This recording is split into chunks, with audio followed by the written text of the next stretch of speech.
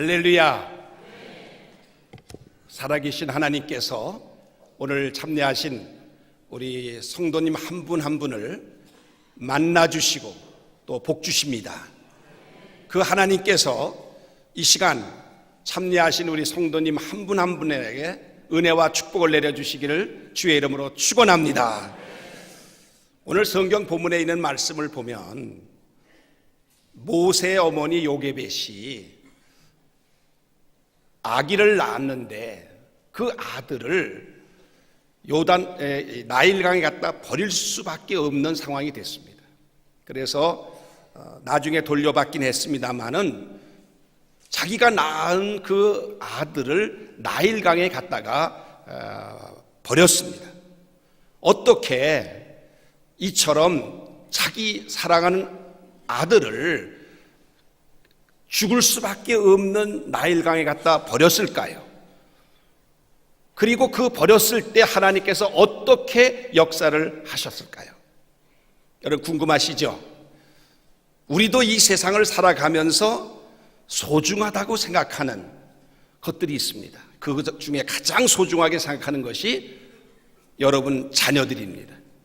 이 자녀들을 내가 낳아서 내가 잘 키워서 내가 잘 지켜주고 내가 보호해주고 싶은 그런 마음을 다 우리 부모들은 가지고 있을 것입니다.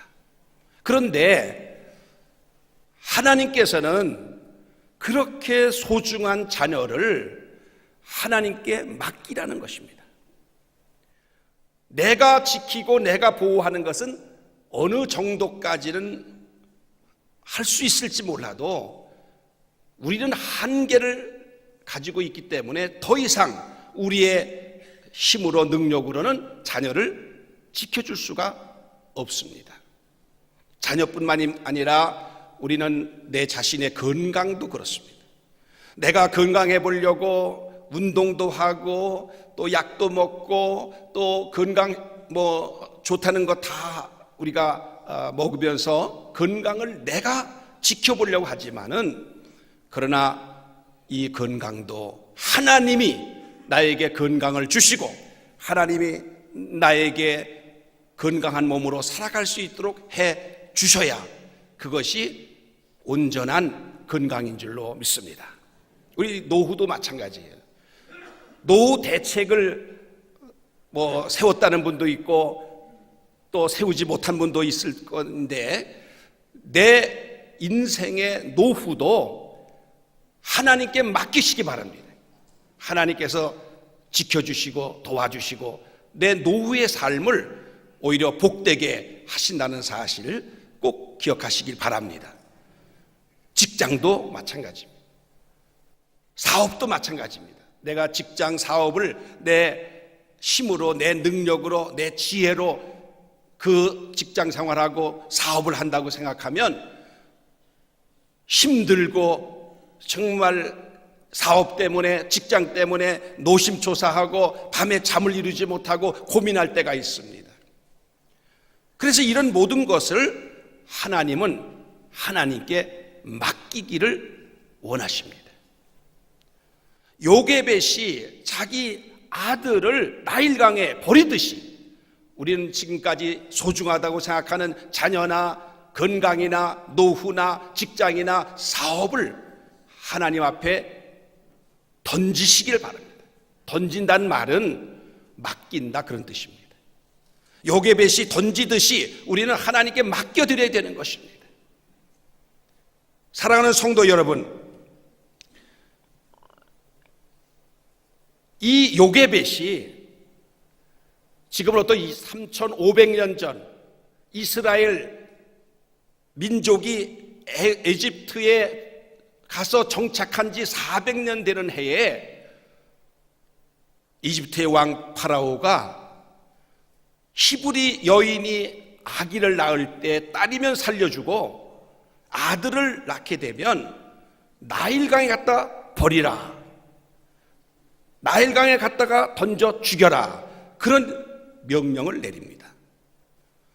이 파라오가 왜 이런 명령을 내렸을까요?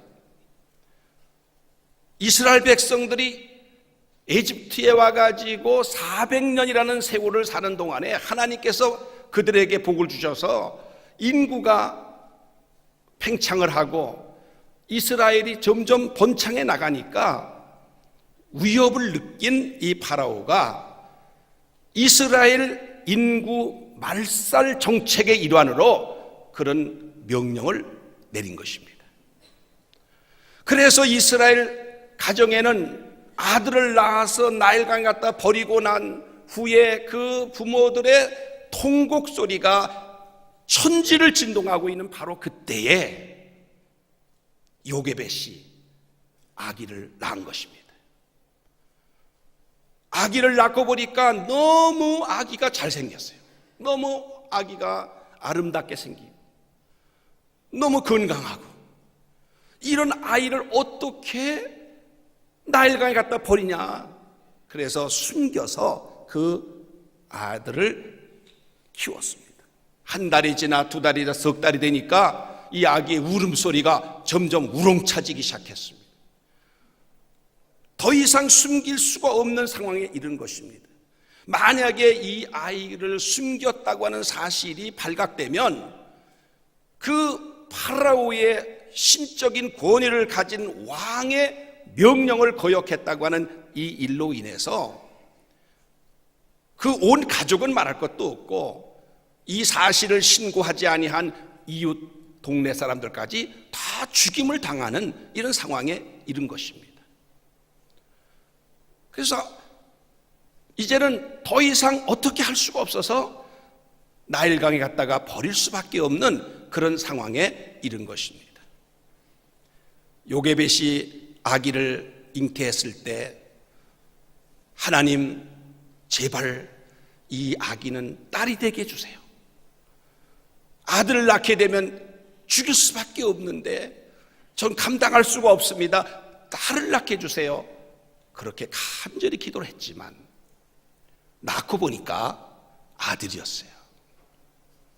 하나님께서 내 기도를 안 들어주시고 오히려 반대로 이렇게 한 거에 대해서 섭섭한 마음도 있고 원망스러운 마음도 있고, 아들을 낳으면 너무너무 기뻐해야 되는 이 가정이 기쁨은커녕 오히려 그것이 슬픔이 되고 괴로움이 되고 고통이 되고, 정말 이 요게벳에는 이 아기를 이제 어쩔 수 없이 나일강에 갔다가 버려야 되는 상황에 이르게 되니까 이 아기를 갈대 상자에 담아서 이제 나일강에다가 띄우게 됩니다.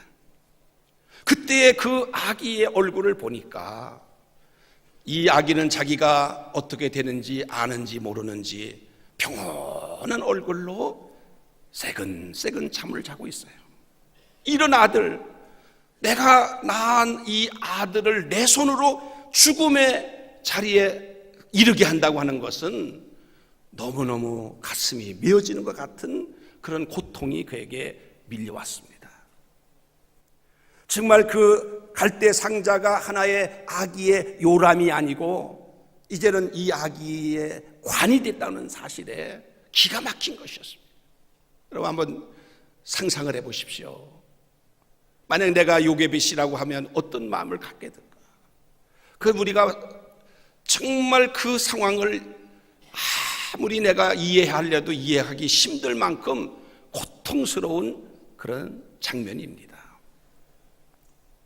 그러나 요게벳은 기도하는 가운데 나는 더 이상 3개월까지밖에는 이 아이를 지켜주지 못했지만은 내 아이, 사랑하는 이 아들을 우리 하나님은 지켜주실 수 있다. 하나님은 전능하신 하나님이시니까 우리 하나님께서 내 아들을 이 죽음의 강, 악어가 들끓고 또 물살이 세서 이 아기는 그 나일강에 던지자마자 죽을 수밖에 없는 그런 죽음의 강이지만은 하나님께서 이 강을 생명의 강으로 바꿔주실 것이다. 이런 믿음을 가지고 하나님을 바라보면서 그는 그 아기를 나일강에 던지기로 결단하는 것입니다. 우리 하나님은 어떤 하나님이십니까? 이 요게베스로 하여금 그가 지킬 수도 없는 그 아들을 끝까지 붙잡고 전전긍긍하는 그런 요게벳을 그냥 놓아두지 아니하시고 그가 나일강에 그 아기를 던지기를 원하신 하나님이십니다. 만약에 요게벳이 자기 아기를 포기하고 던지면 우리 하나님께서는 그 아기를 다시 되돌려 주고 싶으신 마음이에요.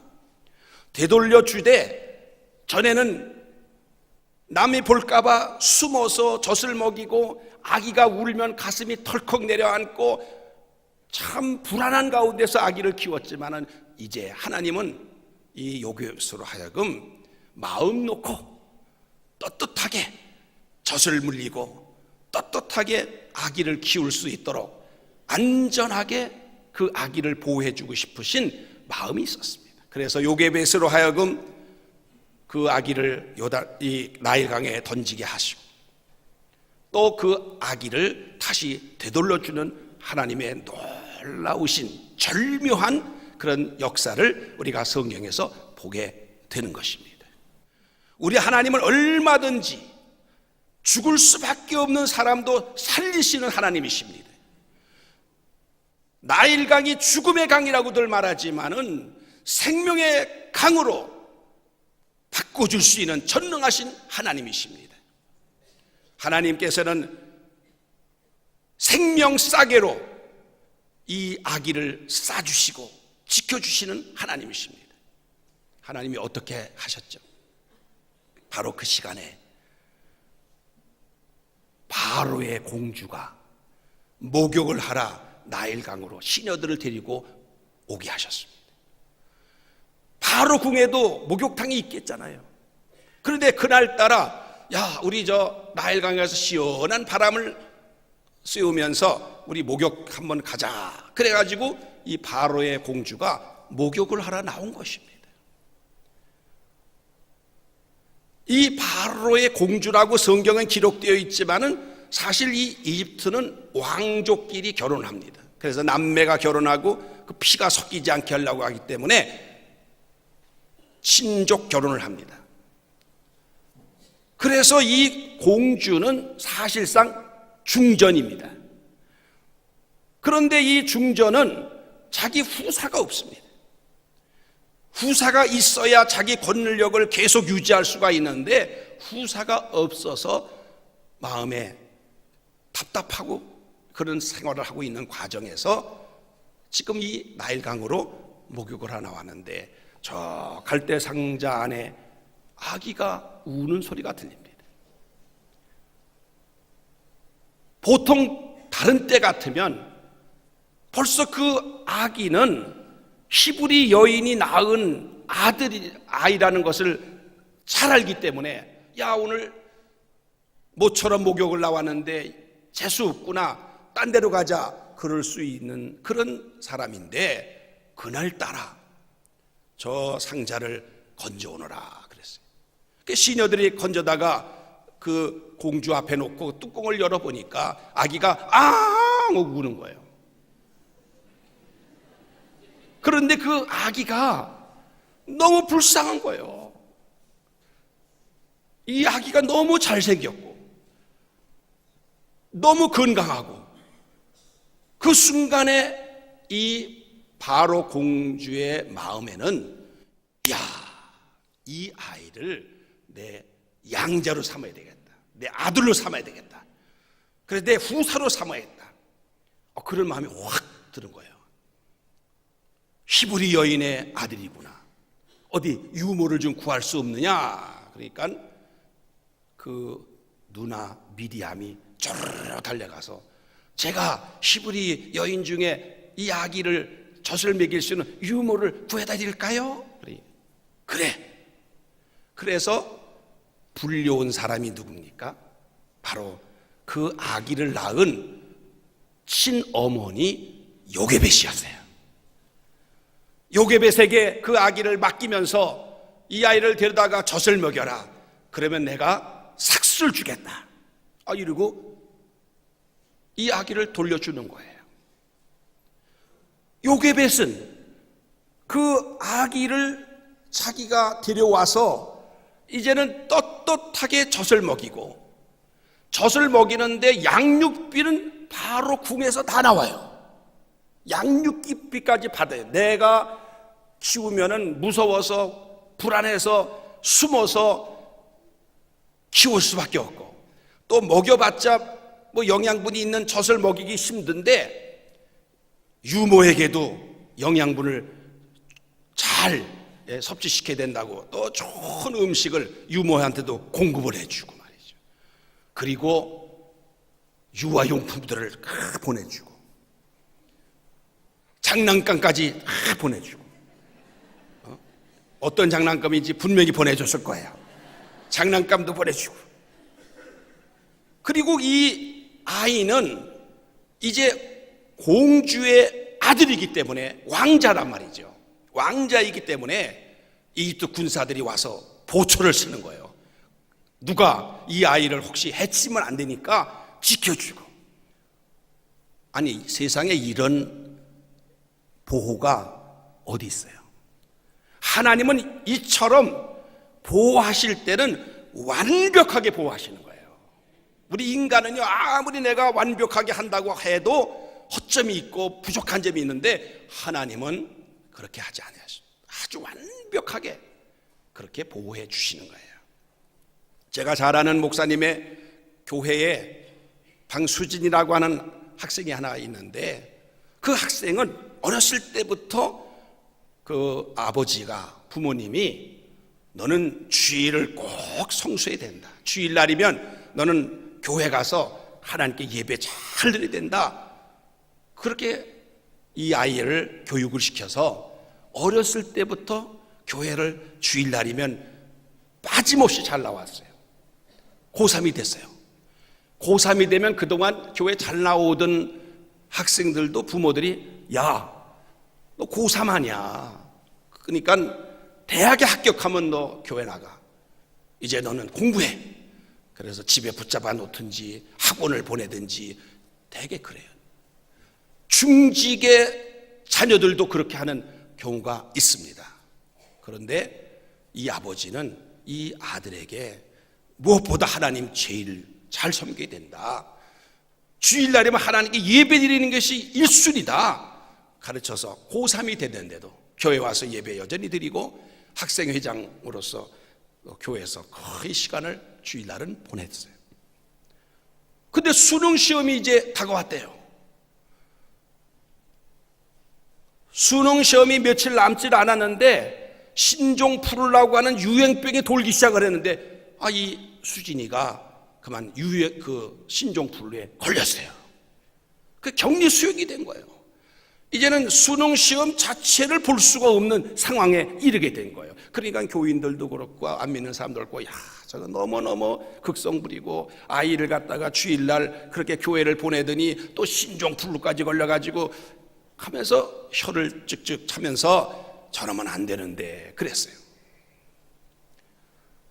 여러분, 우리도요, 내 사랑하는 자녀를 하나님께 맡기고 하나님 잘 섬기고 하나님 잘 믿게 하나 보면 혹시 그렇지 않은 부모들이 볼 때 비판적으로 말할 수도 있습니다.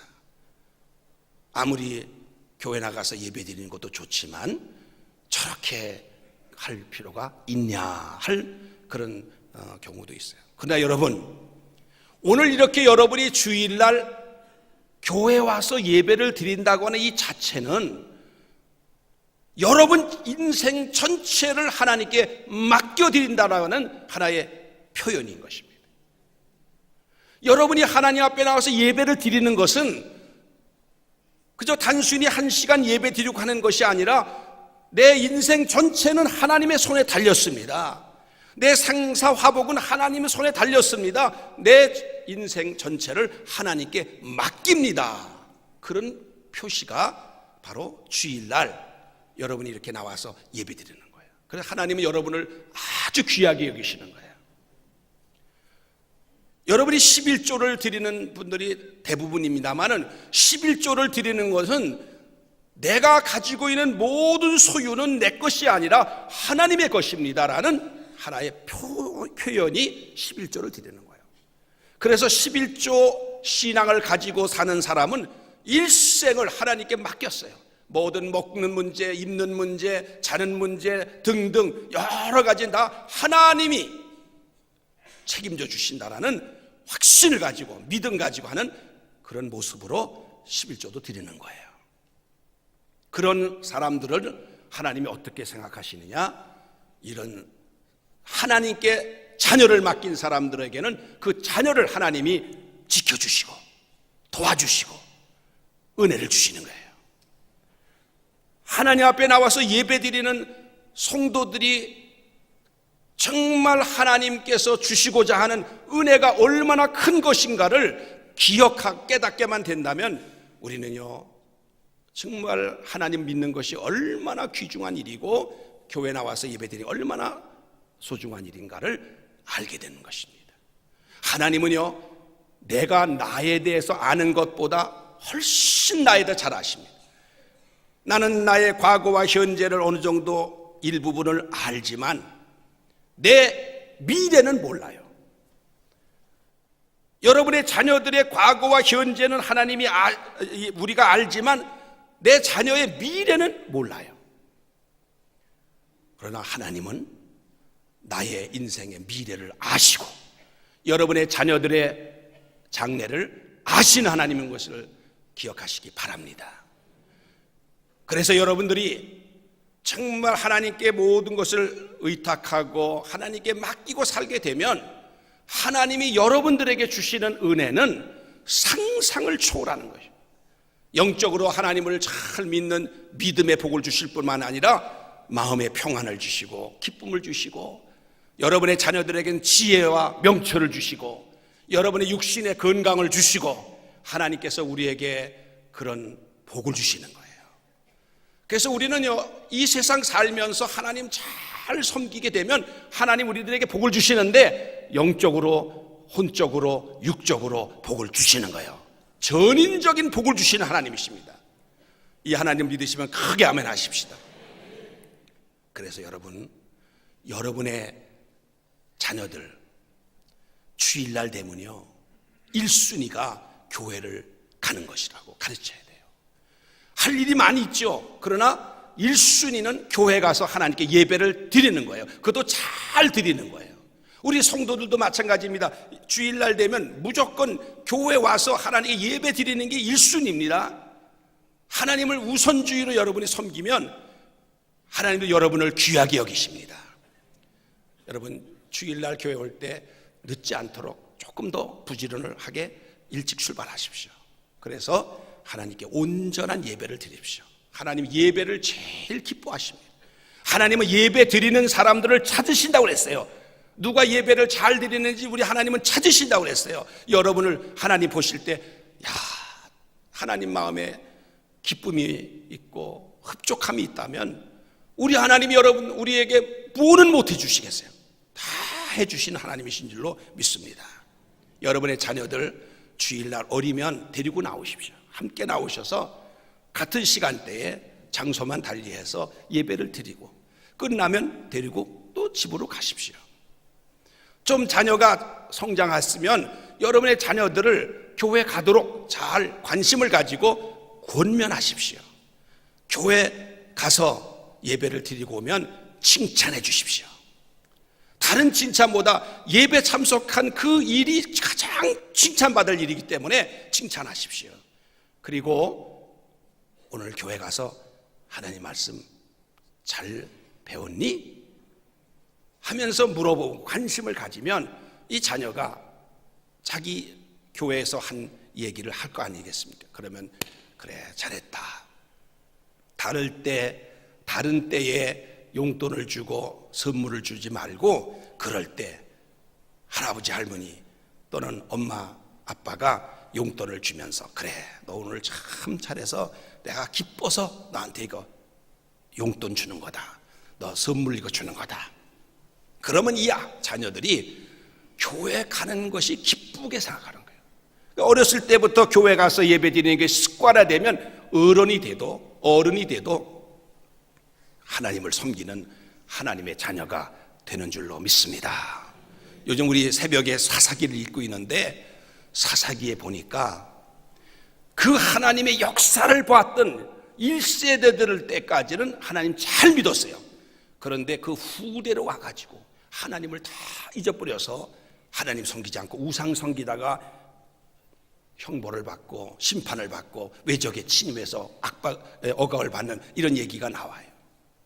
여러분 자녀들을 하나님 말씀으로 잘 양육해야만 여러분이 자녀들은 하나님이 지켜주시고 도와주시는 줄로 믿습니다. 진정한 보호는 소중한 것을 내가 지키고 내가 쥐고 있는 게 아니에요. 하나님께 맡길 때 이게 보호가 되는 것입니다.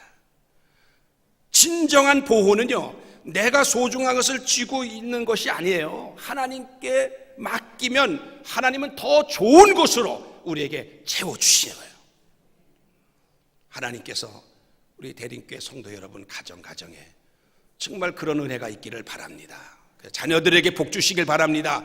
이제 자녀들이 하나님 앞에 나와서 예배드리도록 여러분이 다음 주부터는 다 교회로 데리고 나오시고 또 교회에 나가도록 권면하시고 갔다 오면 칭찬해 주시고 여러분의 자녀들에게 여러 가지로 이제 용돈도 주고 혹은 선물도 주고 이렇게 해서 자녀들을 어렸을 때부터 신앙으로 잘 키워놓으면 여러분의 자녀들에 대해서는 걱정할 게 없어요. 왜? 하나님이 그때부터는 개입하셔서 지켜주시고 도와주시고 보호해 주시기 때문입니다. 이런 은혜가 우리 모두에게 임하시기를 주의 이름으로 축원합니다. 기도하겠습니다. 여러분 가운데 내 자녀를 이제 하나님의 교회의 주일날이면 다 보내서 하나님 앞에 예배 드리는 것을 먼저 권하겠다, 그게 가장 중요한 것을 가르치겠다 결심하시는 분은 조용히 눈 감은 상태에서 오른손을 들어 표시해 주시기 바랍니다. 네, 감사합니다. 여러분의 자녀는 이제 하나님이 지켜주십니다. 하나님이 지혜 주십니다. 명철 주십니다. 기도하겠습니다. 하나님 아버지, 이 시간에 사랑하는 귀한 성도들이 정말 내 인생 전체를 하나님께 맡기기로 결심하고 하나님께 맡겨드렸을 때 하나님께서 우리에게 더 크신 은혜를 주시고 복에 복을 더해 주시는 줄로 믿습니다. 내 사랑하는 자녀들을, 소중한 이 자녀를 내가 지키고 내가 가르치고 내가 보호하지 않고 이제는 하나님께 맡기는 심정으로 내 자녀를 교회로 보내서 하나님 앞에 예배드리게 하려고 하는 결심을 하고 많은 성도들이 결단을 했습니다. 하나님, 저들의 그 결심하는 이 순간이 가장 복된 순간인 줄로 믿습니다. 이제 저들의 가정을 하나님이 인도하시는 놀라운 역사를 체험하게 되고 많은 사람들이 과연 저 사람은 하나님 믿더니 복받았다라고 칭송하는 그런 우리 성도들 다 되게 하여 주시옵소서. 예수님의 이름으로 기도하옵나이다. 아멘.